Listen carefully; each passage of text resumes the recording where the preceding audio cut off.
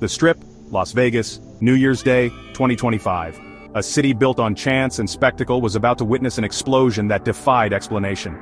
At 9:47 a.m., a nondescript Tesla Cybertruck pulled up outside the gleaming facade of the Trump International Hotel. The driver, seemingly calm and collected, idled for a few seconds. Then, a blinding flash, a deafening roar. The Cybertruck, laden with fireworks and fuel, erupted in a massive fireball.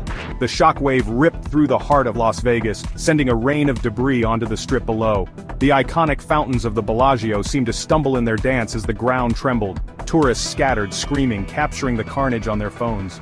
The immediate aftermath was chaos. Smoke billowed into the clear desert sky, obscuring the twisted metal that was once a symbol of futuristic innovation. First responders, accustomed to the city's excesses, were met with a scene of unexpected devastation. The world watched in horror as news of the explosion spread like wildfire across social media. A Tesla, packed with explosives, detonating outside a Trump hotel.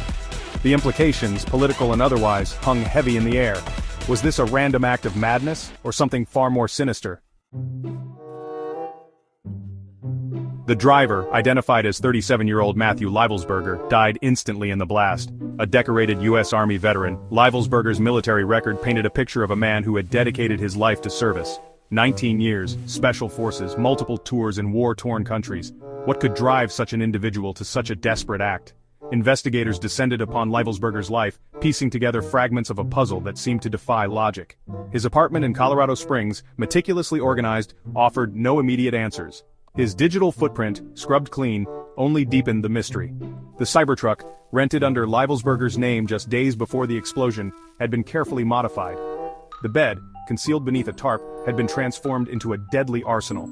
Fireworks, mortars, camping fuel, gas canisters, a recipe for destruction meticulously assembled. As the investigation into Livelsberger's motives intensified, a chilling echo of the Las Vegas blast reverberated from the French Quarter of New Orleans.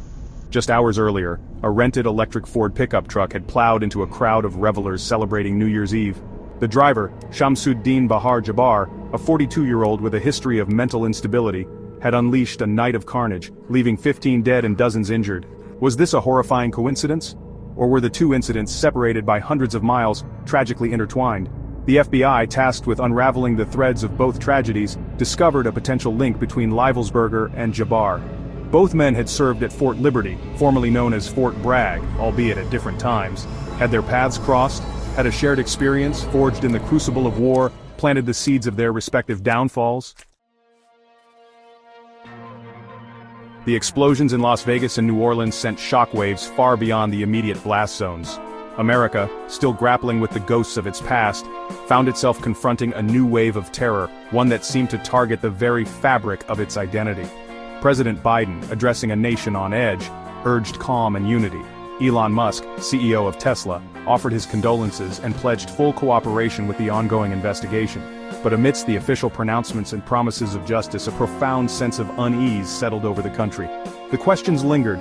Were these isolated incidents the acts of deeply troubled individuals, or did they portend a more widespread threat, one that lurked in the shadows, waiting for the opportune moment to strike?